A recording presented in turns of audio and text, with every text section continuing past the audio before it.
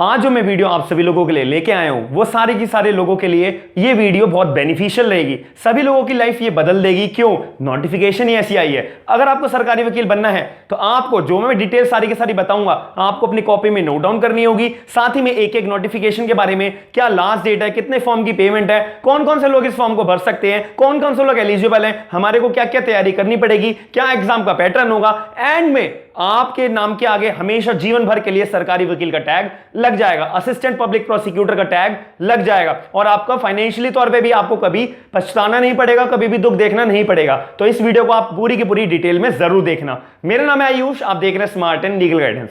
बहुत सारे law student सोचते हैं कि मुझे जुडिशरी का तैयारी करनी है, जुडिशरी का एग्जाम देना है, लेकिन मैं तैयारी कहां से करूं। तो अनअकैडमी यही परेशानी आप सभी लोगों के लिए दूर करने के लिए अनअकैडमी पे जुडिशरी के बेस्ट कोर्सेज लेकर आया है अभी तक के। इसके अंदर इंटरैक्टिव क्लासेस होती हैं, साथ ही में आपको स्पेशल क्लास फीचर्स के बारे में बता दूं कि आप जब लाइव क्लास ले रहे होंगे तो आपके पास सारे के सारे डाउट क्लियर करने के लिए भी आपके पास मौके होंगे। आप चैट बॉक्स पे सारे के सारे अपने डाउट्स क्लियर कर सकते हो।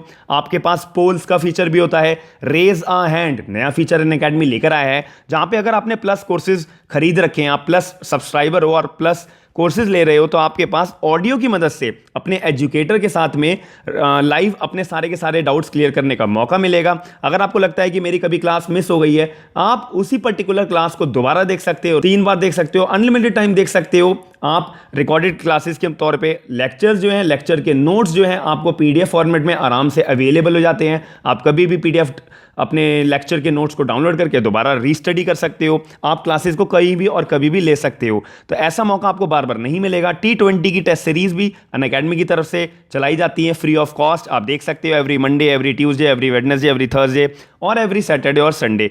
प्लान्स आपकी स्क्रीन के ऊपर शो हो रहे हैं। 1 month, 3 month, 6 month, 12 month, 18 months और 24 मंथ्स। आप जो भी मन करना चाहे आप ले सकते हो। आपको हर एक प्लान पे SLG10 का कोड लगाने पे 10% का डिस्काउंट मिलेगा ही मिलेगा। ये अपॉर्चुनिटी आपको रोज रोज नहीं मिलेगी। आप इस मौके को फायदा जरूर उठाना। सबसे पहली बात आती है उत्तराखंड असिस्टेंट पब्लिक प्रोसिक्यूटर की वैकेंसीज आ रखी हैं, जो अपने आप में बहुत बड़ी पोस्ट है। एक लॉ स्टूडेंट होने के नाते, एक जो LLB ज्वाइन करता है उसके मन में एक ना एक बारी ऑप्शन आता है, यार मेरे को एक तो सरकारी वकील बनना है या फिर मुझे एक जज बनना है, मैं इनका पेपर तो जरूर दूंगा। तो आपके पास अब मौका आ चुका है, आप इस मौके का फायदा जितना ज्यादा से ज्यादा उठा सकते हो उठाओ। सबसे पहली बात आपको जानने वाली है वैकेंसीज की। असिस्टेंट पब्लिक प्रोसिक्यूटर के अंदर टोटल 63 पोस्ट है, 63 वैकेंसीज है। इसमें जनरल कैटेगरी के पास 31 पोस्ट है, मतलब जनरल कैटेगरी में जो लोग फॉर्म भरना चाहते हैं उनके लिए 31 लोगों को चुना जाएगा। दूसरी बात, जो उत्तराखंड के रेजिडेंट हैं उनमें भी इन्होंने रिजर्वेशन दिया हुआ है। 13+1, 13+1 के तौर पे आपको चुना जाएगा। दूसरी बात, अगर जो उत्तराखंड के OBC हैं, अदर बैकवर्ड क्लासेस के अंदर आते हैं, उनके लिए भी 12 पोस्ट रखी हुई है। और अगर कोई भी पोस्ट रखी हुई है, और यहां पे ऐसा आपके बहुत सारे मन में मिसकंसेप्शन आएगा कि क्या मैं दूसरी स्टेट में रहता हूं, मैं उत्तराखंड में नहीं रहता, तो मैं क्या फॉर्म भर सकता हूं? भाई बिल्कुल भर सकते हो। कोई भी इंडिया के किसी भी कोने में रहता है वो फॉर्म भर सकता है। आप उत्तराखंड में आइए, अपना फॉर्म भरिए और अपना उत्तराखंड में आके अपना एग्जाम दे सकते हो। बिल्कुल भी कोई भी फाउंडेशन नहीं है। मैं कमेंट सेक्शन में पढ़ता रहता हूं, इसीलिए वीडियो के अंदर मैंने आपको एक पॉइंट बताया है। अब इसके अंदर दूसरी बात आती है एज लिमिट, उम्र का क्या हिसाब है। यहां पे 21 साल का कोई बच्चा है जिसमें LLB की डिग्री है, भाई वो फॉर्म भरे। 40 साल का कोई व्यक्ति है जिसके पास अपना लॉ की डिग्री है, वो भी फॉर्म भर सकता है। इसमें बहुत बढ़िया ऑप्शन है और कंपटीशन का लेवल भी थोड़ा सा अच्छा खासा है, क्योंकि 21 साल से लेकर 40 साल गैप देख रहे हो आप लोग। तो इसी वजह से जो 40 साल का व्यक्ति भी है, उससे कम उम्र का व्यक्ति भी है, वो भी फॉर्म भर सकता है। 21 साल का वो भी फॉर्म भर सकता है। ये क्लियर शब्दों में बोला हुआ है। एलिजिबिलिटी की बात करें, एलिजिबिलिटी के अंदर साफ बोला हुआ है इसके अंदर, अगर आपके पास लॉ की डिग्री है ना, तो आप जब भी फॉर्म भर सकते हो। Only law graduate, final year का कोई भी बच्चा फॉर्म नहीं भर सकता। मैं बार बार एक ही बात क्लियर बोल रहा हूं, आपके पास लॉ की डिग्री हाथ में, LLB फाइनल ईयर का आपका रिजल्ट डिक्लेयर हो चुका हो, भले आपकी डिग्री ना आई हो, बस आपके पास आखिरी साल का मार्कशीट की कॉपी होनी चाहिए। हाँ भाई इसमें लिखा है रिजल्ट, हाँ मैं अब लॉ ग्रेजुएट हो चुका हूं, दैट्स इट। अब इसके अंदर बात करी जाए लास्ट डेट की, 23 अगस्त 2021 को इसकी लास्ट डेट है। 23 अगस्त से पहले भाई आप अपना फॉर्म भर के सबमिट कर देना। इसकी एप्लीकेशन फीस भी बहुत सस्ती है, भाई वो भी बताऊंगा। अब मैं एप्लीकेशन फॉर्म की फीस की बात करूं, 176.55 पैसे, 176.55 रुपीज जनरल वालों को भरना होगा, उसी हिसाब से क्लास रेट है। बांटा हुआ है, तो आप सोच रहे हो 176 रुपए बहुत बड़ी रकम नहीं है। आप लोग एक बार ट्राई जरूर करना, अपनी किस्मत को जरूर अपनाने की ट्राई जरूर करना कि असिस्टेंट पब्लिक प्रोसिक्यूटर भाई अपने आप में छोटी पोस्ट नहीं होती।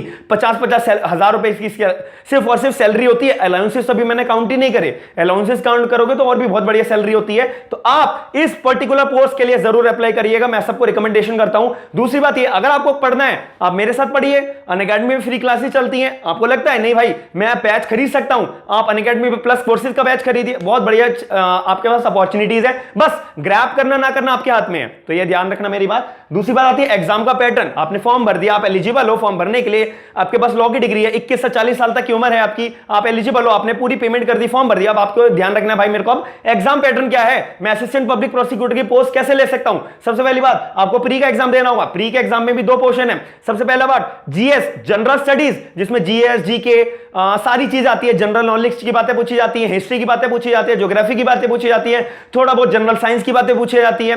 तो ये सारे के सारे टॉपिक्स आपको पता होने चाहिए और अच्छे खासा आपको पेपर आता है जनरल का, क्योंकि ये बिहार यूपी ज्यादातर फोकस रखते हैं बच्चे को जो है जनरल स्टडीज के बारे में, जीके के बारे में अवेयरनेस होनी चाहिए, जनरल नॉलेज के बारे में पता होनी चाहिए। इसीलिए उत्तराखंड, यूपी, बिहार और भी बाकी स्टेट्स हैं, ये सबसे ज्यादा ध्यान दिए जीके पे, जीएस पे जरूर रखते हैं। तो जीएस का पेपर पूरा का पूरा 100 मार्क्स का आएगा, जो आपको 1.5 घंटे तक करना होगा। दूसरी बात इसके अंदर आती है लॉ का पोर्शन आएगा, जिसमें civil law, criminal law join होके आपके 100 क्वेश्चन बनेंगे, 100 मार्क्स का पेपर होगा और आपको यहाँ पे 1.5 घंटे का मौका मिलेगा पेपर करने का। अब इसके अंदर आपने प्री निकाल लिया, प्री के बाद आपको दूसरा कदम क्या रखना होगा, मेंस पे। मेंस के भी 4 पेपर होंगे। पहला पेपर होगा आपका जनरल स्टडीज का, जो 100 मार्क्स का है लिखित में। मेंस मतलब लिखित में आपको करना पड़ेगा, जो आपको 3 घंटे मिलेंगे। 100 मार्क्स के 3 घंटे मिलेंगे लिखने में, पहली बात। दूसरी बात आपकी आती है इसके अंदर जनरल स्टडीज के बाद जनरल हिंदी। भाई देखो यहाँ पे हिंदी भी मांगते हैं आपको।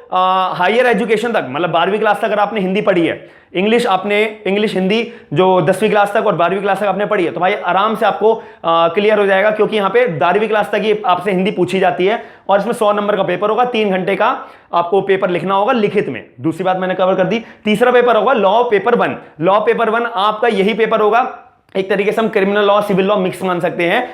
3 घंटे का पेपर होगा, 100 नंबर का पेपर होगा। इसके बाद लॉ पेपर 2, जो सिर्फ और सिर्फ एविडेंस एक्ट के तौर पे हमारे को सिलेबस में लिखा गया है, वो आपको करवाया जाएगा। इसमें भी 100 नंबर का पेपर होगा और 3 घंटे का आपका पेपर होगा। अब इसके अंदर एक बात ये है कि जो जनरल हिंदी है ना, 100 नंबर का तो पेपर है, लेकिन भाई आपको पास होने के लिए मिनिमम 35 नंबर लाने पड़ेंगे। 35 नंबर आपको एटलीस्ट स्कोर करने पड़ेंगे। ये एक हमारे उसमें लिखी हुई है नोटिफिकेशन में, एक कंडीशन है कि भाई आपको 100 में से 35 नंबर तो एग्रीगेट लाने पड़ेंगे अपना जनरल हिंदी के पेपर में क्लियर करने के लिए। अगर आपके कम आए तो भाई भले आपके 100 में से 100 आ गए हो जीएस में, लॉ पेपर 1 में 100 में से 100 आ गए हो, लॉ पेपर 2 में 100 में से 100 आ गए हो, लेकिन जनरल हिंदी में 30 नंबर आए हो, तो आपको ओवरऑल पास नहीं माना जाएगा। आपको एग्रीगेट जनरल हिंदी में 35 लाने ही पड़ेंगे। ये एक रूल है, ये कंडीशन है।